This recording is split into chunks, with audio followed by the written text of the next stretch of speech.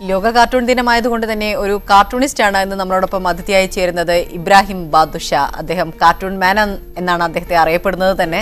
ഏതായാലും ഇബ്രാഹിം, സ്വാഗതം മോർണിംഗ് ഷോയിലേക്ക്. സ്വാഗതം, നന്ദി, നമസ്കാരം. ഒരുപാട് ചിത്രം വരച്ചിട്ടുണ്ട്. തത്സമയ ചിത്ര രചനയിലൂടെയാണ് ഇബ്രാഹിമിന്റെ പേര് പലപ്പോഴും ശ്രദ്ധിക്കപ്പെട്ടിട്ടുള്ളത്. അതുകൊണ്ട് തന്നെ ലോക കാർട്ടൂൺ ദിനത്തിൽ എന്താണ് ഇതിന്റെ പ്രസക്തി, എന്താണ് ഇതിലൂടെ അർത്ഥം വെക്കുന്നത് എന്നുള്ള കാര്യങ്ങളായിരിക്കാം നമുക്ക് ആദ്യം തന്നെ പറയേണ്ടത്. ലോക കാർട്ടൂൺ ദിനം ആചരിക്കുന്നത് കാർട്ടൂണിസ്റ്റുകൾക്ക് വേണ്ടിയുള്ള ഒരു ദിനമാണ്. കാരണം ഇന്ന് ഏറ്റവും കൂടുതൽ വേട്ടയാടപ്പെടുന്ന ഒരു വിഭാഗം കാർട്ടൂണിസ്റ്റുകൾ തന്നെയാണ്. നമുക്ക് ചാൾസ് ഹെബോ കേസാണെങ്കിൽ എല്ലാം അറിയാം. കാർട്ടൂണിസ്റ്റുകൾ വരക്കുന്നതിന് ഒരു ആളുകൾ ക്ഷമയോടെ കാണുന്ന ഒരു രീതിയല്ല പൊതുവെ ലോകത്തുള്ളത്. പൊതുവെ എല്ലാവർക്കും ക്ഷമ നശിച്ചിട്ടുണ്ട്. അപ്പോൾ കാർട്ടൂണിസ്റ്റിൻ്റെ പ്രസക്തിയും കൂടിയുണ്ട്. കാരണം ലോകത്ത് യുദ്ധഭീതി, അങ്ങനെ പല കലാമിറ്റീസും ഉള്ളൊരു കാലഘട്ടമാണ്. അപ്പോൾ കാർട്ടൂണിസ്റ്റുകൾ ഇതിനൊക്കെതിരെ ആഞ്ഞടിക്കേണ്ടവരാണ്. പക്ഷേ അവരെ ഈ പറഞ്ഞ പോലെ അവരുടെ അവസ്ഥയും ഭീകരമാണ്. കാരണം ഭയപ്പെടുത്തിയും ഭീഷണിപ്പെടുത്തിയും കാർട്ടൂൺ വര നിർത്താൻ വരെ പ്രേരിപ്പിക്കുന്ന ഒരു സാഹചര്യം ഇപ്പോൾ ഉണ്ട്. അതുകൊണ്ട് ഈ കാലഘട്ടത്തിൽ ഈ ഒരു കാർട്ടൂണിസ്റ്റ് ദിനം വളരെ പ്രസക്തമാണ് കാർട്ടൂണിസ്റ്റുകളെ സംബന്ധിച്ച്.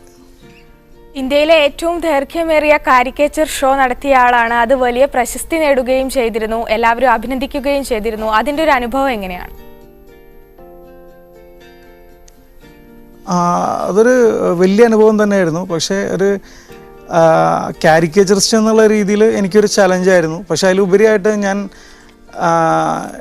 എന്നെ അതിൽ സപ്പോർട്ട് ചെയ്ത KML സ്റ്റുഡൻസിനോടാണ് ഞാൻ നന്ദി പറയുന്നത്. കാരണം വെളുപ്പിന് 6 മണി തൊട്ട് വൈകിട്ട് 6 മണി വരെ അവർ എനിക്ക് വേണ്ടി വരക്കാൻ ഇരുന്നു എന്നുള്ളതാണ്. ഇപ്പോൾ എനിക്കൊരു അറ്റംപ്റ്റ് ചെയ്യുമ്പോൾ അതിന് സഹകരിക്കേണ്ട അവരാണ്. കാരണം രാവിലെ ഹോസ്റ്റലിൽ നിന്ന് തന്നെ വന്ന് പെൺകുട്ടികൾ ഉൾപ്പെടെ 6 മണിക്ക് എത്തി വരക്കാൻ എൻ്റെ മുമ്പിൽ ഇരുന്ന് തരാമെന്ന് പറഞ്ഞാൽ വലിയ കാര്യമാണ്.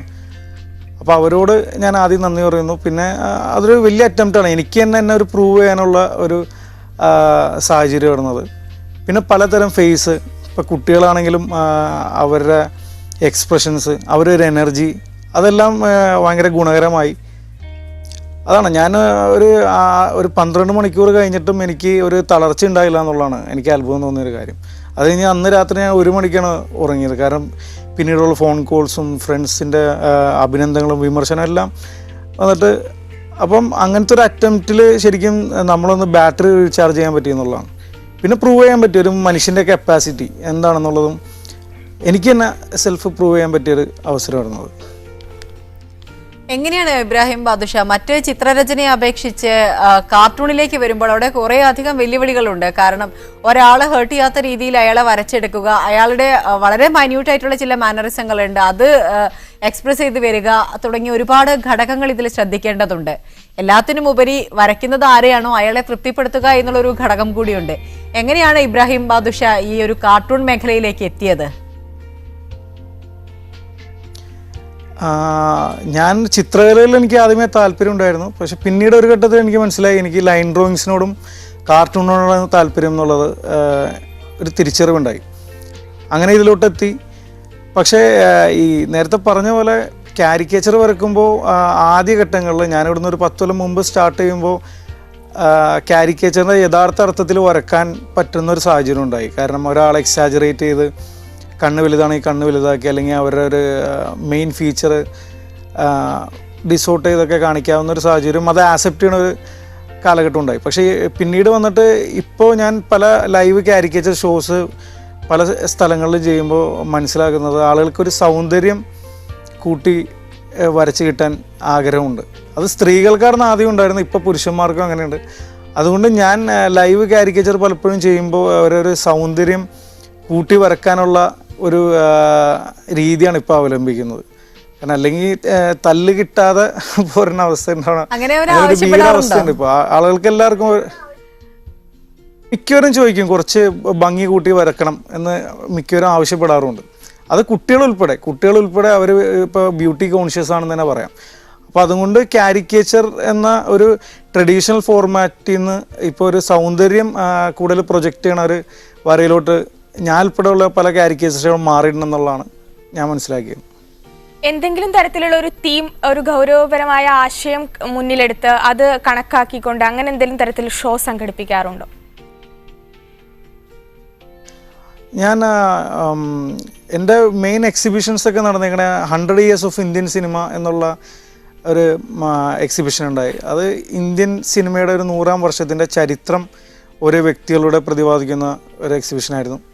പിന്നീട് ഞാൻ ചെയ്തത് 100 എമിനൻറ്റ് വുമൻസ്, സ്ത്രീകളെ ബന്ധപ്പെട്ട ഒരു കരിയറിലും ലൈഫിലും അച്ചീവ്മെൻ്റ് ചെയ്ത 100 സ്ത്രീകളെ കുറിച്ചുള്ളൊരു എക്സിബിഷൻ. പിന്നെ എഗെയിൻസ്റ്റ് ഡ്രഗ്സ് എന്ന് പറഞ്ഞ ഡ്രഗ്സിന് എതിരായിട്ടുള്ള എക്സിബിഷൻ. അങ്ങനെ സ്പെഷ്യലൈസ്ഡ് അങ്ങനത്തെ ഒരു തീമാണ് കൂടുതൽ ചെയ്യാറ്. ഞാൻ ഒരു അവെയർനെസ് കാർട്ടൂൺസും അവെയർനെസ് ഷോർട്ട് ഫിലിംസുമാണ് ഞാൻ കൂടുതൽ ചെയ്യാറ്. ഇനിയിപ്പോൾ ഭാവിയിൽ ചെയ്യാൻ ഉദ്ദേശിക്കുന്ന ഒരു മെയിൻ എക്സിബിഷൻ ജെൻഡർ ഇക്വാലിറ്റീനെ ബന്ധപ്പെട്ടാണ്. കാരണം ധാരാളം നെഗറ്റീവ് പോസിറ്റീവ് പോയിൻറ്റ്സ് ഒക്കെ ഉള്ള ഒരു വൈഡായിട്ടുള്ള ഒരു ടോപ്പിക്കാണത്. അതിപ്പോൾ തേർഡ് ജെൻഡറിൻ്റെ പ്രസക്തി കൂടിയിട്ടുണ്ട്. അപ്പോൾ അങ്ങനെ ജെൻഡർ ഇക്വാലിറ്റീനെ കുറിച്ചുള്ള സാധനം അത് ഞാൻ വൻ പ്രതീക്ഷയോടെയും അതിൻ്റെ റിസർച്ചിലുമാണ് ഞാനിപ്പോൾ. ഇബ്രാഹിം ബാദുഷ, മറ്റൊരു പ്രധാനപ്പെട്ട ഒരു മേഖല എന്ന് പറയുന്നത് ഡൂഡിൽ കാർട്ടൂൺസ് ആണ്. എന്താണ് അതിൻ്റെ ഒരു പ്രസക്തി? എന്താണ് ഇന്നത്തെ ഒരു സാഹചര്യത്തിൽ അതിനുള്ള ഒരു പ്രാധാന്യം എങ്ങനെയാണ്? ഡൂഡിൽ കാർട്ടൂൺസിൻ്റെ ഒരു പ്രസക്തി ഞാൻ മനസ്സിലാക്കിയത്, ഞാൻ ധാരാളം കാർട്ടൂൺ ക്ലാസ്സുകൾ എടുക്കുന്ന ആളാണ്, കാർട്ടൂൺ ഡെമോൺസ്ട്രേഷൻസ്. അപ്പോൾ ഈ മലയാളികളെ സംബന്ധിച്ച് കാർട്ടൂൺ വരക്കാൻ എല്ലാവർക്കും താല്പര്യമുണ്ട്. കാരണം അതാണ് ട്രോളും മറ്റും കാണിക്കുന്നത്. അപ്പോൾ ആശയമുണ്ട്, വരക്കാൻ സാധിക്കാറില്ല എന്നുള്ളതാണ് മലയാളികളെ സംബന്ധിച്ചുള്ള മെയിൻ പ്രോബ്ലം. അപ്പം ഈ അക്ഷരം നന്നായി എഴുതാവുന്ന ഒരാൾക്ക് വരക്കാൻ സാധിക്കും എന്നുള്ളതാണ് ഡൂഡിൽ കാർട്ടൂണിൻ്റെ ഏറ്റവും വലിയ അട്രാക്ഷൻ. അതൊരു കോൺഫിഡൻസ് ബിൽഡിംഗ് സ്റ്റെപ്പാണ് ആക്ച്വലി. അപ്പോൾ ഒരാൾക്ക് വെച്ചിട്ട് ഒരു മനുഷ്യനെ വരക്കാൻ പറ്റുകയാണെങ്കിൽ, ഒരു ആർട്ടിസ്റ്റിനെ വരക്കാൻ പറ്റുകയാണെങ്കിൽ അവർക്ക് ഒരു കോൺഫിഡൻസ് ആവും, എനിക്കും വരക്കാൻ സാധിക്കും. ആക്ച്വലി ഒരു ടീച്ചർ അല്ലെങ്കിൽ ഒരു അധ്യാപകൻ ചെയ്യുന്നത് ഇൻസ്പയർ ചെയ്യിക്കുക എന്നുള്ളതാണ് ചെയ്യാറ്. അപ്പം ഡൂഡിൽ കാർട്ടൂൺ കൊണ്ട് പല കാർട്ടൂണിസ്റ്റുകളും ഉണ്ടായിട്ടുണ്ടെന്നുള്ളതാണ് എൻ്റെ അനുഭവം, എൻ്റെ ഒരു ഇത്ര വർഷത്തെ ട്രെയിനിങ്ങിൻ്റെ ഇതിൽ. കാരണം പലവരും ധൈര്യമില്ലാത്തവർക്ക് ഒരു ധൈര്യം കിട്ടുന്ന ഒരു പോയിൻ്റാണ് ഡൂഡിൽ കാർട്ടൂൺ. ഈ പ്രശസ്തരായ വ്യക്തികളുടെ കാരിക്കേച്ചറുകളൊക്കെ വരച്ചു നൽകുമ്പോൾ അവരുടെ ഭാഗത്തു നിന്നുണ്ടാവുന്ന ഒരു അഭിപ്രായം എങ്ങനെയായിരുന്നു? അത് നെഗറ്റീവും പോസിറ്റീവും ഉണ്ട്.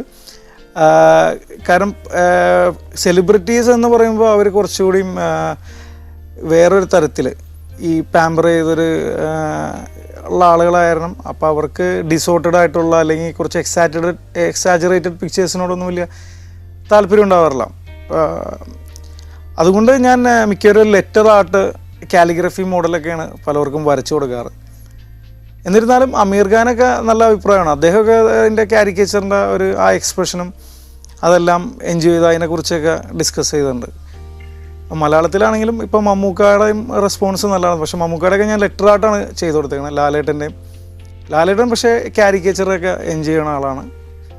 അതുപോലെ സെലിബ്രിറ്റീസും, പക്ഷെ അവർക്കും ഇതും ഇഷ്ടമാണ്. ഇപ്പോൾ ഞാൻ അടുത്ത് ചെയ്തതിൽ ഇപ്പോൾ രാജമൗലിയൊക്കെ ഇത് ഭയങ്കരമായിട്ട് അപ്രീഷിയേറ്റ് ചെയ്യുന്ന ആളാണ്. അദ്ദേഹം ഒരു ആർട്ടിസ്റ്റ് കൂടിയാണ്. അദ്ദേഹത്തിൻ്റെ എല്ലാ ഇതും സ്റ്റോറി ബോർഡ് വരെ ഈ പറഞ്ഞ പോലെ ആർട്ടിസ്റ്റിക് പീസുകളാണ്. പിന്നെ അതേപോലെ തന്നെ കിംകി ഡുക്ക്, അദ്ദേഹം ഒരു ആർട്ടിസ്റ്റാണ്. അങ്ങനെയാണ് സെലിബ്രിറ്റീസിൻ്റെ ഒരു ഇതെന്ന് വെച്ചാൽ വേരി ചെയ്യും. ഇപ്പോൾ സ്ത്രീകളാണെങ്കിൽ മിക്കവരും അവരൊരു സൗന്ദര്യം തന്നെ പ്രൊജക്റ്റ് ചെയ്തിരിക്കണമെന്നുള്ള വാശി പിടിക്കണവരാണ് കൂടുതൽ. കാവ്യാണെങ്കിലും ഇവരെല്ലാം. മറ്റൊരു കാര്യം, കഴിഞ്ഞ ISL അതിൻ്റെ ഒഫീഷ്യൽ കാരിക്കേച്ചറിസ്റ്റ് ആയിരുന്നു സച്ചിൻ ടെണ്ടുൽക്കറെ പോലുള്ള ആളുകളുമായി അടുത്ത് ഇടപഴകാനുള്ള അവസരം അതിനിടെ ഉണ്ടായിട്ടുണ്ട്. പിന്നെ മാത്രമല്ല നിരവധി കളിക്കാരെ ആ സമയത്ത് വരയ്ക്കുകയും ചെയ്തിട്ടുണ്ട്. എന്താണ് അങ്ങനെ ഒരു പോസ്റ്റിലേക്ക് എത്തിപ്പെട്ടത്? എങ്ങനെയാണ്, എന്തായിരുന്നു ആ ഒരു അനുഭവം? ISLൻ്റെ ഒരു കാരിക്കേച്ചറിസ്റ്റായിട്ട് വരുന്നത് എനിക്കും ഒരു എക്സ്പീരിയൻസ് ആയിരുന്നു. അതും ഒരു ഷോക്കിംഗ് ആയിട്ട് ഒരു സംഭവമാണ്. അത് ഫുട്ബോൾ അസോസിയേഷനാണ് എന്നെ അവരായിട്ട് ടൈപ്പ് ചെയ്യണത്. അത് ശരിക്കും പറഞ്ഞാൽ ഈ കളിക്കാർക്ക് യഥാർത്ഥത്തിൽ എക്സസൈസും അല്ലെങ്കിൽ ഒരു പ്രാക്ടീസും മാത്രമല്ല, അവർക്ക് ഉള്ള എൻ്റർടൈനിങ് സെഷൻ എന്നുള്ള രീതിയിലാണ് അവർ ആ കാരിക്കേച്ചറിനെ ഉദ്ദേശിക്കുന്നത്. അവരൊരു ഗ്രൂപ്പ് കാരിക്കേച്ചർ ചെയ്യാൻ തന്നെ ഏൽപ്പിക്കുന്നത്. അപ്പോൾ എനിക്ക് കളിക്കാരുടെ കൂടെ തന്നെ അതിരാവിലെ അവരെ എക്സസൈസ് പ്രാക്ടീസ് സെഷനൊക്കെ എനിക്ക് പോകാൻ സാധിച്ചു. അങ്ങനെയാണ് അവരായിട്ട് ലൈവായിട്ട് ഞാൻ വരക്കണം. അപ്പോൾ അവരൊരു ഫിസിക്കൽ സ്റ്റാമിനയെ കാണുമ്പോൾ ഞാൻ തകർന്നു പോയിട്ടുണ്ട് പലപ്പോഴും. കാരണം നമ്മളങ്ങനെ ഫിസിക്കൽ ഇതൊന്നും ചെയ്യുന്ന ആളല്ല. പക്ഷെ അവരൊരു ഹമ്പിൾ നേച്ചർ, ഇപ്പോൾ സച്ചിൻ ഉൾപ്പെടെ, സച്ചിനൊക്കെ എല്ലാ കളികളും എനിക്ക് അടുത്ത് കാണാൻ പറ്റി. അപ്പോൾ സച്ചിൻ്റെയൊക്കെ ഒരു ഹമ്പിൾ നേച്ചർ എന്നെ ഭയങ്കരമായിട്ട് ഇമ്പ്രസ് ചെയ്തിട്ടുണ്ട്. കാരണം അത്ര വലിയ ആളാണെങ്കിലും ഭയങ്കര ക്രൗഡ് ബഗ് ചെയ്യുമ്പോൾ പോലും കുട്ടികളായിട്ട് ഫോട്ടോ എടുക്കാനും എല്ലാവരുമായിട്ട് സഹകരിക്കാനൊക്കെ ഉള്ളൊരു താല്പര്യം ഞാൻ പലപ്പോഴും അത്ഭുതപ്പെട്ടിട്ടുണ്ട്. നേരെ ഫ്ലൈറ്റിൽ ആളെത്തിയിട്ട് നേരെ ഭക്ഷണം പോലും കഴിക്കാതെയാണ് കളി കാണാനിരിക്കാറ്. പിന്നെ അതേപോലെ തന്നെ പ്ലേയേഴ്സിൻ്റെ കാര്യം എടുക്കുകയാണെങ്കിൽ ഹ്യൂമൊക്കെ ആയിട്ട് വളരെ അടുത്തൊരു ബന്ധം വന്നു ആ ടൈമിൽ. കാരണം അദ്ദേഹത്തിൻ്റെ ഒരു ഹമ്പിൾ നേച്ചറും. ഇപ്പോൾ എനിക്ക് അത്ഭുതം തോന്നിയത് എൻ്റെ ഫ്രണ്ട്സ് അദ്ദേഹത്തിനെ കാണണം എന്ന് എന്നോടൊരിക്കൽ ആഗ്രഹം പറഞ്ഞപ്പോൾ ഞാൻ ഹോട്ടലിൽ ചെന്നപ്പോൾ ആളെ വിളിച്ചു. ആൾ വന്ന് അവരുടെ കൂടെയൊക്കെ ഫോട്ടോ എടുക്കുകയും ഇൻട്രാക്റ്റൊക്കെ ചെയ്തു. അപ്പോൾ അത് പൊതുവെ ഒരു മലയാളി താരങ്ങൾക്ക് അങ്ങനെ സാധിക്കുമോ എന്നുള്ള സംശയമാണ്. അപ്പോൾ എല്ലാവരും ജിങ്കാനിയാണെങ്കിൽ എല്ലാവരും നല്ല ഒരു എക്സ്പീരിയൻസ് ആണെന്നത്. കാരണം ഒരു സ്പോർട്സ്മാൻ സ്പിരിറ്റ് എന്താണെന്ന് മനസ്സിലാക്കാനും സാധിച്ചു. എനിക്കും നല്ലൊരു എക്സ്പോഷറും കിട്ടിയൊരു ഇതാണ് ISLൻ്റെ ഒരു കാരിക്കേച്ചർ ചെയ്തു. ഓക്കെ, കാരിക്കേച്ചറും കാർട്ടൂണിനും ഒപ്പം തന്നെ കുറെ ഹ്രസ്വ ചിത്രങ്ങൾ ചെയ്തിട്ടുണ്ട്. കാരിക്കേച്ചറിന് അപ്പുറത്തേക്ക് ആളുകളിൽ കൂടുതൽ കമ്മ്യൂണിക്കേറ്റ് ചെയ്യാൻ പറ്റുന്നത് ഹ്രസ്വ ചിത്രങ്ങളായതുകൊണ്ടാണോ അതിലേക്ക് ശ്രദ്ധ തിരിച്ചത്? എനിക്ക് തോന്നുന്നു ഹങ്കർ, എഗെയിൻസ്റ്റ്, അതുപോലെ തന്നെ പ്ലീസ് ലിസൺ തുടങ്ങിയവയൊക്കെ അതിൽ ശ്രദ്ധിക്കപ്പെട്ട കാര്യങ്ങളാണ്. ഫുട്ബോൾ, അതെല്ലാം എന്താണ് ആ ഒരു തരത്തിലേക്ക്, ആ ഒരു മേഖലയിലേക്ക് കൂടി ശ്രദ്ധ തിരിക്കാനുള്ള കാരണം?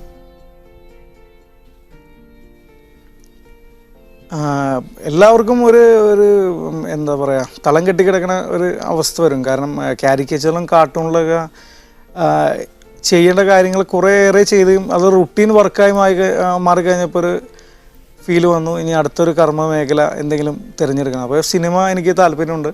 പിന്നെ ഞാൻ ഒരു ആനിമേറ്റർ കൂടിയാണ്, ടൂൺസിൽ നിന്ന് പഠിച്ചിറങ്ങിയ ഒരു ആനിമേറ്റർ കൂടിയാണ്. അപ്പോൾ ആ സ്കിൽ സെറ്റ് യൂസ് ചെയ്തിട്ട് എൻ്റെ ഒരു ടീമുണ്ട്, മനോജ് കുമാരൻ, വിഷ്ണു, ജിനേഷ്. അങ്ങനെ ഞാൻ കൊടുക്കുന്ന കൺസെപ്റ്റിന് അവരാണ് ഇത് ഡയറക്റ്റ് ചെയ്ത് എടുക്കുന്നത്. അപ്പോൾ എനിക്കൊരു ഭാഗ്യത്തിന് ഒരു ഇൻ്റർനെറ്റ് സ്പോൺസറും കിട്ടി. അവരുടെ യൂട്യൂബ് ചാനലിലാണ് ഇതെല്ലാം വരുന്നത്. അപ്പോൾ വെറുതെ ഒരു തീം എടുത്ത് ചെയ്യാതെ ഒരു ബോധവൽക്കരണ ഉദ്ദേശം കൊണ്ടുള്ള സബ്ജക്റ്റ് എടുത്താണ് ഞാൻ ഷോർട്ട് ഫിലിംസ് കൂടുതലും ചെയ്തേക്കുന്നത്. ഇപ്പം മദ്യത്തിനെതിരെ കെയർഫുൾ എന്നുള്ള അത് റിലീസ് ചെയ്തത് അന്നത്തെ CM ശ്രീ ഉമ്മൻചാണ്ടിയും ബാബു സാറാണ്. അതിന് ശേഷമാണ് ഈ മദ്യനയമൊക്കെ വന്ന് ആകെ പ്രശ്നമായത്. കെയർഫുൾ എന്ന് പറഞ്ഞാൽ മദ്യത്തിനെതിരെ, മദ്യം പിന്നെ മയക്കുമരുന്നിനെതിരെ ഉള്ള ഫ്രീഡം എന്നുള്ള ഒരു ഷോർട്ട് ഫിലിം ചെയ്തു.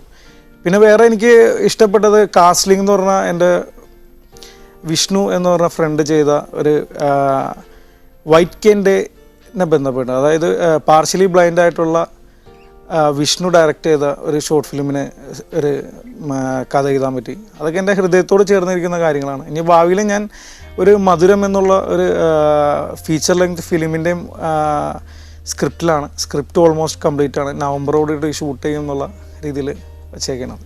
ഓക്കെ, കാർട്ടൂണിനപ്പുറത്തേക്ക് ഹ്രസ്വ ചിത്രത്തിലേക്കും അതൊരു വലിയ ചിത്രത്തിലേക്കും എല്ലാം ബാദുഷയ്ക്കൊരു ആധാരമാകട്ടെ എന്ന് ആശംസിക്കുക കൂടിയാണ്. ഏതായാലും ലോക കാർട്ടൂൺ ദിനത്തിൽ തന്നെ ഞങ്ങളോടൊപ്പം അതിഥിയായി ചേർന്നതിൽ വളരെയധികം സന്തോഷം. ഒരു ചിത്രം, അപർണ ചേച്ചിയുടെ ഒരു ചിത്രം വരച്ചാണ്, കാർട്ടൂൺ ചിത്രം. ഇപ്പൊ കണ്ടപ്പോ വരച്ചതാണോ? അതെ അതെ അതെ, ഇതൊരു 30 സെക്കൻഡ് ചിത്രമാണ്. Thank you.